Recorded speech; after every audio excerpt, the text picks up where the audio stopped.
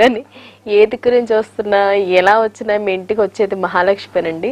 కాస్త ఈ మూఢనమ్మకాలను మాత్రం మనం పక్కన పెట్టగలిగితే వాస్తవాన్ని అర్థం చేసుకోగలం అనేది నా ఉద్దేశం అండి.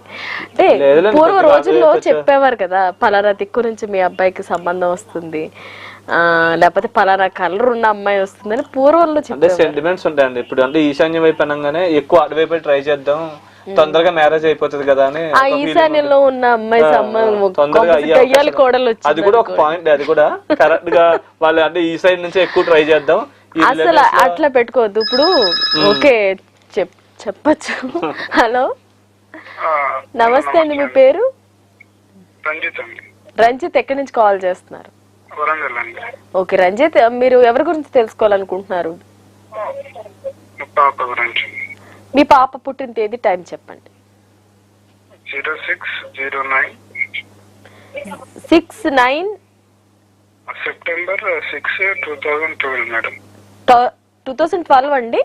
2012 మార్నింగ్ 5:34. అంటే పాపకి 12 ఏళ్ళ ఇప్పుడు? అవును మేడం. ఓకే సరేనండి. ఎన్నింటికి పుట్టారండి? 5:34 మార్నింగ్. సరే, ఇప్పుడు గురుగారిని అడగండి. ఎక్కడ ప్లేస్? పాప పుట్టింది వరంగల్లోనేనా? వరంగల్ మేడం. సరే, ఇప్పుడు మీరు ఏం తెలుసుకోవాలనుకుంటున్నారు పాప గురించి? గురుగారిని పాప ఎడ్యుకేషన్ ఫర్దర్ గా ఎలా ఉంటుంది? స్వామి భరణి నక్షత్రం కదండి, మేష రాశి. హలో నమస్కారం స్వామి. Okay sir. ఓకే, భరణి నక్షత్రం మేషరాశి కదండి ఈ పాపది? అవును సార్. అవును సార్. మేషరాశి, సింహలగ్నం. ఓకే, ఎప్పుడు నవ్వుతూనే ఉంటది ఈ పాప, మంచి స్మైలీ ఫేస్. ఏదండి? హలో, టీవీ వాల్యూమ్ తగ్గించండి అండి.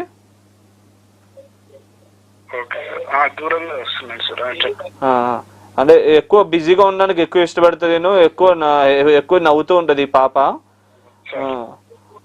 అప్పుడప్పుడు డంగ్ స్లిప్ అవడం, ఇట్లా కొద్దిగా చిన్న చిన్న ఇదవుతుంది, దానివల్ల సమస్యలు వస్తూ ఉంటాయి. ఆ విషయాల్లో జాగ్రత్తగా ఉండాలి. స్టడీ ఎలా ఉందని అడుగుతున్నారా? అవును సార్. స్టడీ ఎలా ఉంటుంది? స్టడీ పరంగా అయితే పర్వాలేదండి, బాగానే ఉంది స్టడీ పరంగా. అదే విద్యాస్థానం మీద కొద్దిగా శని యొక్క పాప దృష్టి ఉంది కొద్దిగా, దానివల్ల కొద్దిగా ఎక్కువ బ్లూ కలర్, బ్లాక్ కలర్ ఎక్కువ వాడద్దండి.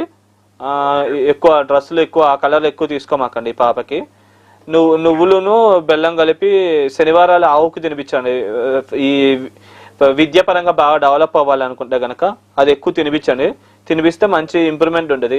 ఒక చిన్నది కనకపుష్యరాగం, విద్యాస్థానాధిపతి గురువు అయ్యాడు కాబట్టి ఒక కనకపుష్యరాగం లాకెట్ వేయండి చిన్నది మెడలో వేస్తే మంచిగా స్టడీ పరంగా మీకు ఇప్పుడు వచ్చేదానికంటే ఒక 30% ఇంప్రూవ్మెంట్ ఉంటుంది.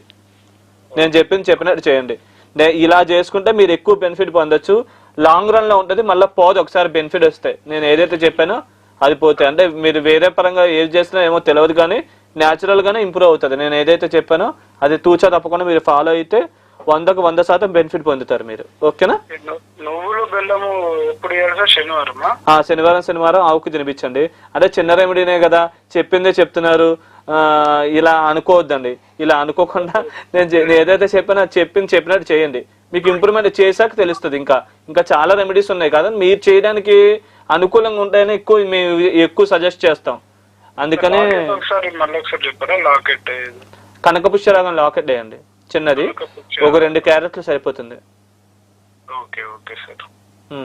అది దగ్గరలో ఆంజనేయ స్వామి గుడి ఉంటే గనక అక్కడ తమలపాకులతో పూజ చేయించుకోండి. అదే సంపెంగ నూనెతో విలేపనం చేయించండి. ఇది సింధూరం. మంచి జరుగుతుంది. అన్ని పరాలుగా ఇంప్రూవ్మెంట్ ఉంటుంది. ఏం కాదండి, బ్రహ్మాండంగా ఉంది, పర్వాలేదు. ఓకేనా? ఓకే గురుగారు, ఇప్పుడు ఈ రత్నాన్ని మనం వేలికి ధరిస్తే మనకి ఏమైనా బెనిఫిట్స్, అట్లాగే మనం మెడలో వేసుకుంటే దానికి ఏమైనా చేంజ్ ఓవర్స్ ఉంటాయా? అదేం లేదండి. అంటే కాకపోతే కొంతమందికి ఎలర్జీలు వస్తాయి, కొంతమందికి వేళ్ళకి పడవు. అందుకని ఏంటంటే మనం ఇంకోటి ముఖ్యం, పంచలోహాలు ఇట్లాంటివి పెట్టుకున్నప్పుడు కూడా ఒకసారి రిఫ్లెక్షన్ ఇస్తూ ఉంటాయి.